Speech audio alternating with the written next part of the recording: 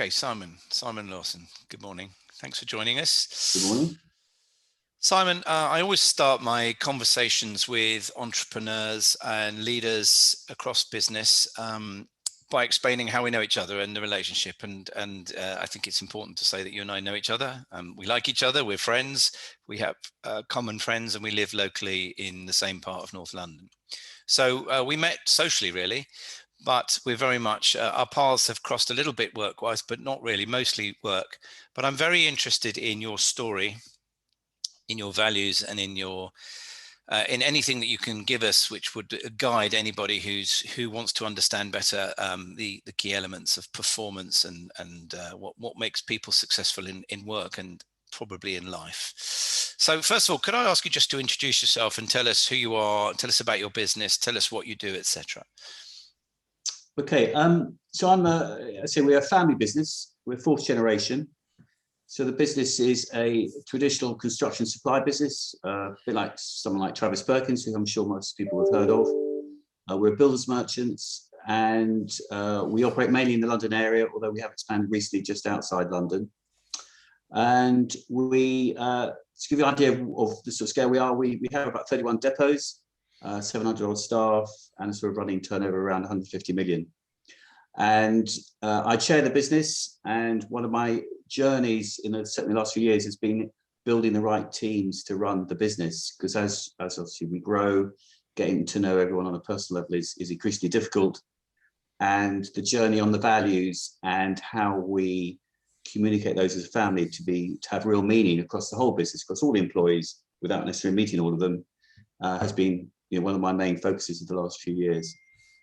Okay, that's fantastic. So you've got a big business, you've got 700 people. I want to come back to your values, because your values are very strong. And I think they're really key to the conversation we're going to have today.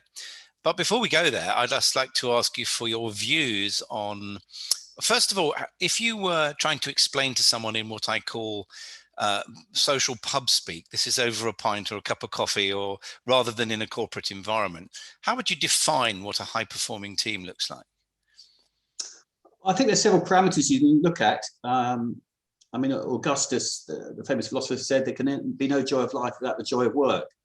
And I think if people enjoy their work, and that could be through how they're managed, through the job spec that they do, the equipment that you provide with them, I think you can get a long way down that route of making people fulfilled in what they do. And I think that's a big part of the journey for me, is how do we shape that in that context. So high performance, it's a whole range of things, to be honest. I think I'm not sure how long we've got on this particular topic, but certainly not being too controlling. I think trusting. I think one of the indicators we have when we do our employee survey, there's a high degree of trust. So not micromanaging. I think these are fairly generic business school terms, as you don't micromanage people, but actually trying to live out the values. I think that's a challenge. It's a bit like, how do we have love in a family? I think we more or less get that. How do we have love at work, which is one of my main dissertations I did when I did my master's in sustainability. I chose something called love at work. And I think we get love as a concept. How do we live that out in a business context? And that's a big challenge. So we can have the headlines, high performance, we can have micromanaging, we can have all these things, but how do we actually live that out and make it meaningful? And the proactive nature of that is very challenging, because people are full of their own agendas. They're full of what they think is important to them rather than the group.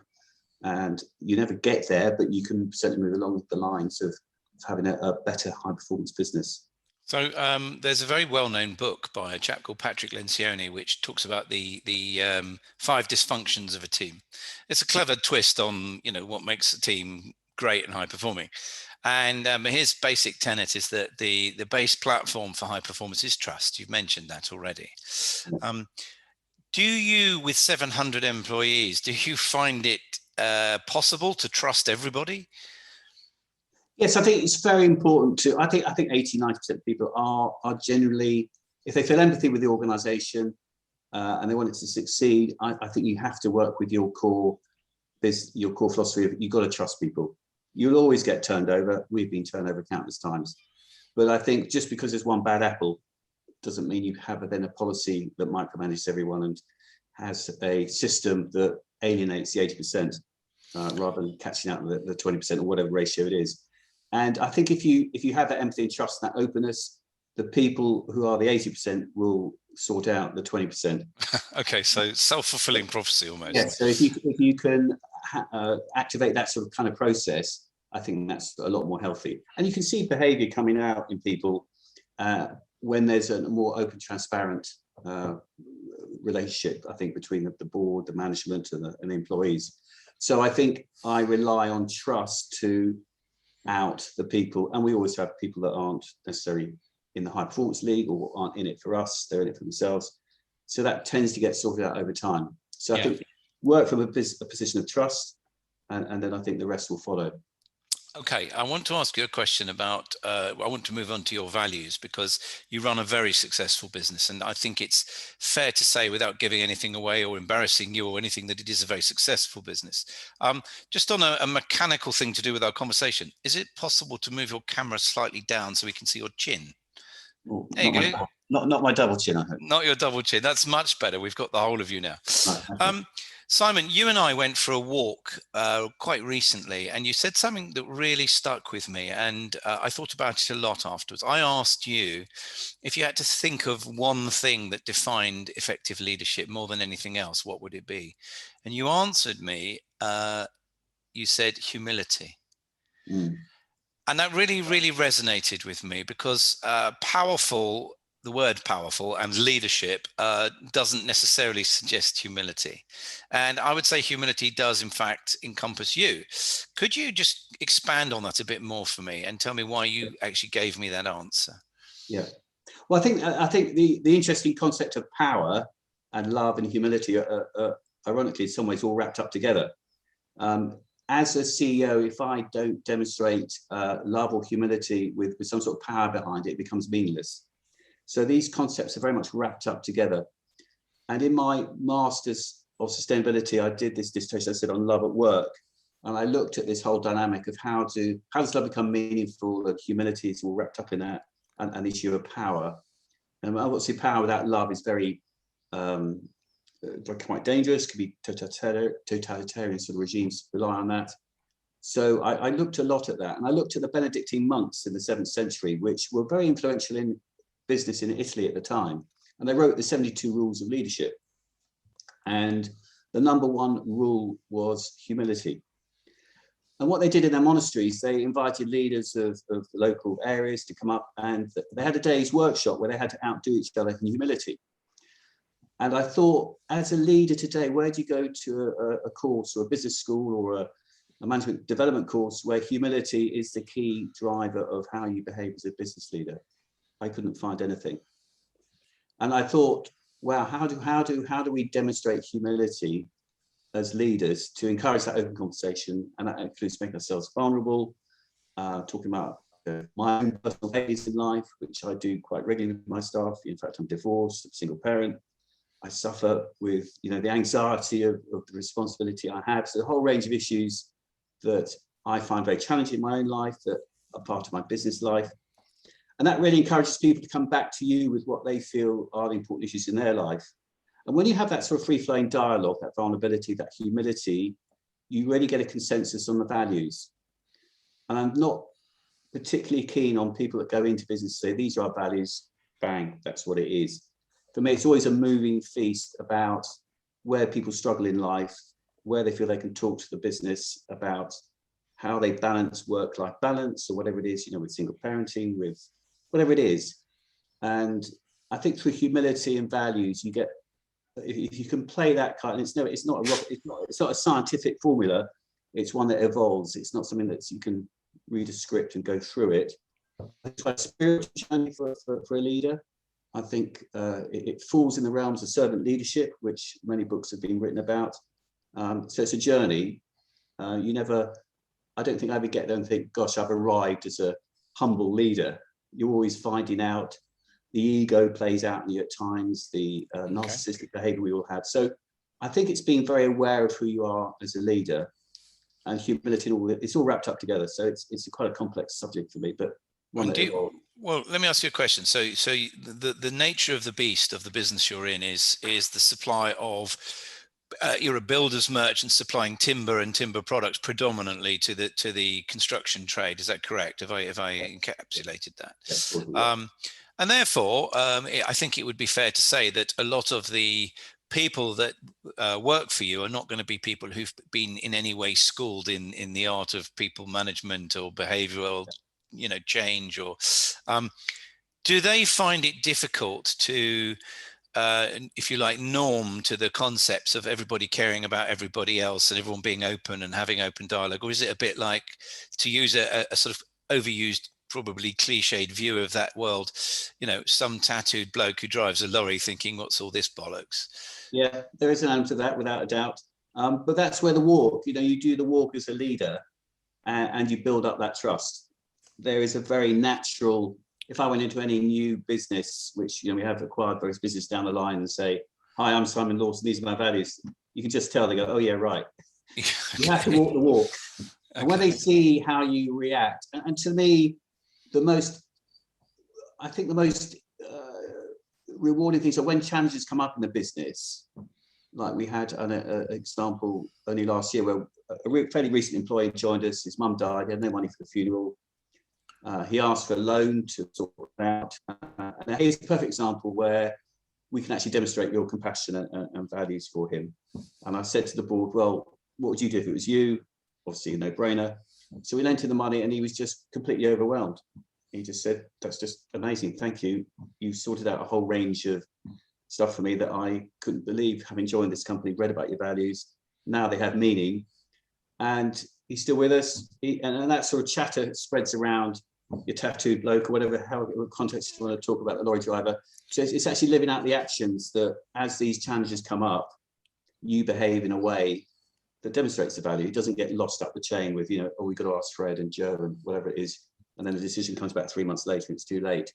We need to be very agile in our walk and make sure we reinforce people as they go through difficult periods, that we're right there at the front line to help them out. So at what point does the commercial imperative bump into that, when you're looking at the bottom line or the net profits, or something, one of your businesses isn't spitting out the right margins? Is that the point where you have to step back from your values, or do you have to just change? I think one of the things I do as a leader, I think I've only overruled board decisions or management decisions probably 3 or 4 times in the last 12 years. I just ask questions. And some of those questions can be quite, I suspect, quite challenging for people. And I try and get people to shift where they think they are, actually the reality of the balance sheet, wherever it is that I've got concerns about. So I rely mostly on people to see their own error. It maybe not be an error, but their own need to adjust to a slightly better business practice, whatever it is. So just asking the right questions and let people lead themselves to the logical conclusion, whatever that is, which hopefully is aligned to what you think. So, okay. So that's my style of leadership. It's not do this, do that in a kind of powerful, authoritarian way. It's to say, well, what would you do if you did it this way or that way? Or, Joe at another depot does it this way, whatever it is.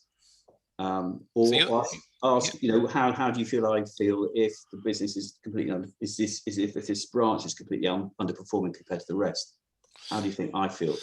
So you're using what I think we call a coaching style of leadership, which is asking questions and getting people to try and work it out for themselves with a little bit of guidance and help, and obviously occasionally a little bit of a firm hand to say, look, I need to steer the tiller and we need to move in a different direction. So let me help you. You kind of step in with awkward questions at the right time. Yeah. So let me ask you a question that's sort of similar vein, but slightly different skew. One of the trends I've found in our world of people development and leadership development, which we've been in now for 30 years. And what tends to happen is that certain things just become popular, a bit like a fad. And the trouble with a fad is it doesn't have any depth, because tomorrow there'll be a different fad. Only something that's been at the forefront of development agendas for quite a while now, and is just getting bigger and bigger, is the concept of resilience and mental welfare. Mm-hmm. And can you just give me your thoughts on that? A, do you think it's possible to make people more resilient than they are naturally? And B, how important do you think it is to have a robust mental welfare approach to your staff, your people, your company?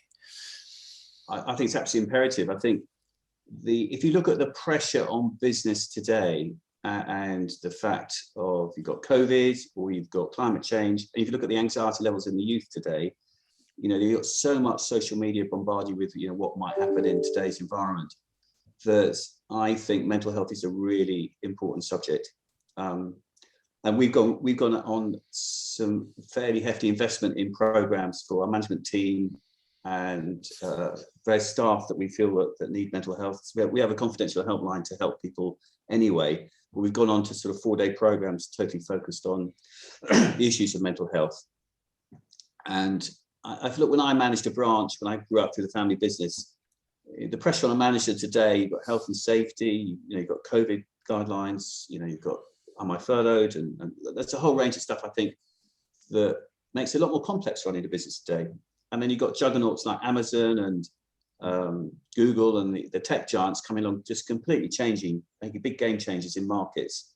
And I think if you're looking for stability with an employer over the long term, that's quite a rare commodity these days. So, where will I work in the next 5 years? Do I work at home or do I change industries? Look what's happened to John Lewis, all going seemingly very well 3 years ago, and now they're on the ropes. So that anxiety is I suspect, a lot higher than it's ever been.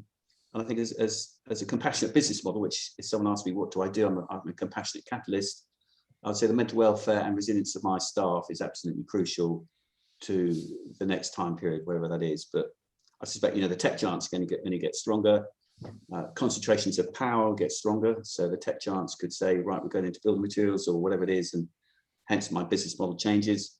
So that resilience and that people relationship, where I believe, as Devin, Drucker said in the 1970s, culture eats strategy for breakfast. Building that strong culture through also resilience and mental health, I think is going rapidly up the agenda or should be going up the agenda for a lot of people, but certainly is for us. And it is for a lot of companies. And in fact, it's interesting because one of the things that we've noticed that has come out of the desire to build resilience has been quite a few of our big clients, both in the public sector and in the private sector, have said to us, in order to make our teams more resilient, can you also teach them how to be better at conflict? And this is an interesting dichotomy because some people see conflict obviously as a negative connotation, which it is. And if you watch the news and they talk about the conflict in the Middle East, that's war. You can't get more negative than that. Yeah. However, conflict is also in many, sagely business terms regarded as a necessary business tool. Just for what it's worth, what's your view on conflict and how is it managed in your business? So I think conflict, the danger of conflict, it becomes a binary choice. This is right, that is wrong.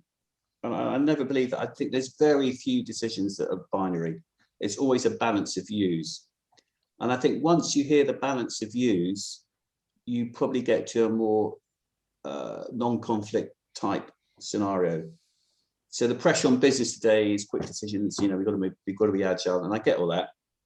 But I think if you've got people with certain ingrained views, just try to talk it out without having any this is definitive answers within your own head. And that's certainly how I run the business. If I go and talk to a lorry driver or whatever else, I try not to have any fixed position on the type of lorry he drives or whatever it is, because I know he'll have a view on it. I know my finance director will have a view on how much he pays for it or whatever it is.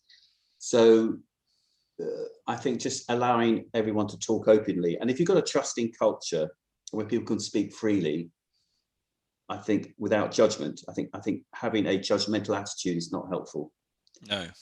You encourage conversation to come out without, it's their view. It's not necessarily right or wrong. It's just a view, and stick to that. So we encourage people to talk out their views. And I'm not saying there's no conflict, but it reduces perhaps the tension that you don't want in a sort of Middle Eastern sort of narrative. So let's say that you're now at Harvard giving a lecture because you run a very large business, and people are beginning to catch on to the concept of I'm going to use your term, love as a leadership connotation or concept. It's not a word you hear often, and it's a bit like spirituality. They were words that were ferociously avoided up until recently because they were regarded as a little bit bunny rabbits and butterflies and a little bit woolly. And yet you've not only embraced them for a long time, you've written a thesis on them, but you've also built a substantial business and provided welfare and support and a livelihood for a very large number of people. What advice would you give a group of young students listening to your every word about how to be successful in terms of whatever they do in life, whether it's in your industry or in tech, or what are the key facets of success that would help them along the way, in your opinion? I think, again, there's a whole range. I think you look at the giftings of individuals. I think certain people are very driven, and I think they need probably very focused outcomes in terms of how you manage them. I think other people have much more relaxed views about life and want a more lifestyle balance with interests they might have outside work.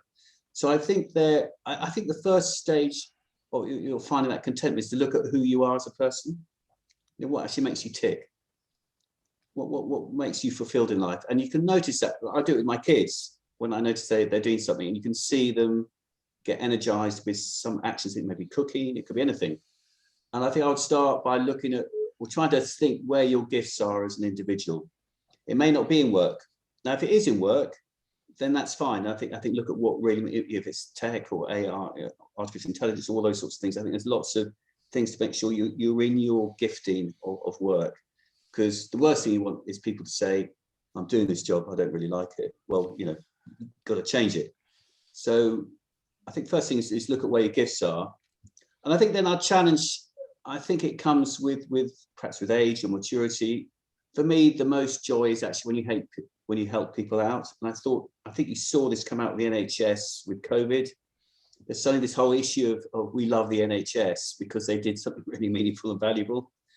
And I think business's big challenge is to how to become more meaningful, lovable, or kind of emulate that NHS sentiment that came out in the last year. We all clapped for the NHS. Imagine if we all clapped for business because we managed to innovate on climate change or some really big ticket items to say, actually, business can make a massive impact on this. So, you know, it's not coal-fired power stations anymore, it's electric cars, whatever it is. If we all came out and clapped for business because we saw a future of the world, I think, you know, there's some big ticket items there. And I think those sorts of journeys are really worthwhile. And I think I would challenge people who are motivated by money and power. I would challenge that because that doesn't lead anywhere. It's a drug that leads. It's never enough. Hence, you get these super yachts that need to be bigger, bigger, bigger, whatever it is. Absolutely. And you never get there. So, and for me, you know, we do quite a lot with the prison service at the moment, getting people back into work, help them with housing, arrange things. That to me means more than anything else than when you help your fellow human being. And I think with polarization of wealth rapidly becoming an issue, the power of big tech, you know, rather than separating humanity, how do we bring us together with real difficult decisions about climate change and a range of other things. So I think if I was to talk to a group of youngsters today, that's how I'd like to, personally, I think we need to be steered, because I think the challenges are only going to get bigger. We're already noticing in the news this morning that, you know, glaciers are collapsing at twice the rate that they thought they were. And what's going to happen with, you know, nitric oxide, whatever it is, going past 400, whatever it is, all the warning signs seem to be more and more dangerous. I think business has a big part to play. So you're saying, I think what I'm getting from that is be honest and try and identify what the things that are metaphorically, what the things are that get you out of bed in the morning, what lights your fire, what motivates you. Focus on your interests, be honest, be true. It's okay not to be motivated by business, although sadly most people on the planet have to work as a means to an end. I would challenge one thing that you said, but not challenge in a sort of, you know, you're wrong, I'm right type of way, but just, it's okay to be motivated by money and power, but it can't be a be all and end all. There have to be other things. If you want money because you want to live in a large house, that's fine. But I think that has to be part of a balanced equation. And I think that the people who are lucky enough not to have to work may find that they have other challenges because they need meaning and purpose and things like that. Yeah, I think money. It's a bit like, for me, we're moving as a business to the London living wage. I think there's a certain mark where, you know, money, clearly, if you're on a £3 an hour, like, you know, the Leicester workers up in the garment factories, which apparently they were a year ago when the panorama. Yeah, sure, money's, you need to work a lot of hours to get the money in, and there's a whole range of issues around that. But when you talk about exploitation and concentrations of power and money, I would argue, I'll challenge that in the sense that we're all complicit in a system. Yeah. That actually, you know, we buy our 50p Primark t-shirt. It may well be made in a factory where someone's been paid whatever it is, and that's not right in my view. And money becomes, if we're not careful, if it becomes a motive, it actually pushes a lot of stuff to the side, and you just look at profit and loss. And actually, we're all complicit in a system that you're just moving the slavery issue or whatever it is down the line, but your balance sheet, your profit and loss says, actually, I'm making a lot of money and money's really important, whatever. So I think there's lots of complex issues around that. I'm not disagreeing with you, but I think you've got to look at a wider picture on it. No, I agree, and I like that the way you phrase that, which is that if just focusing on money pushes other things to the side, and when you push other things to the side, you lose sight of the values. Okay, well, listen, this has been absolutely insightful. Thank you very much. I think we'll stop it there because we could talk for hours. You've recorded several videos about the work that you've done with, you know, supporting offenders and bringing them back into society.